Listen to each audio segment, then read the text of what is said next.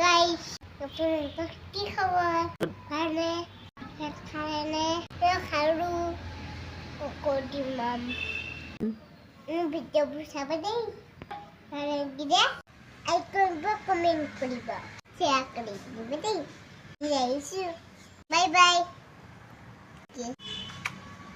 মায়াবিনী ৰাতিৰ বুকুত দেখা পালো তোমাৰ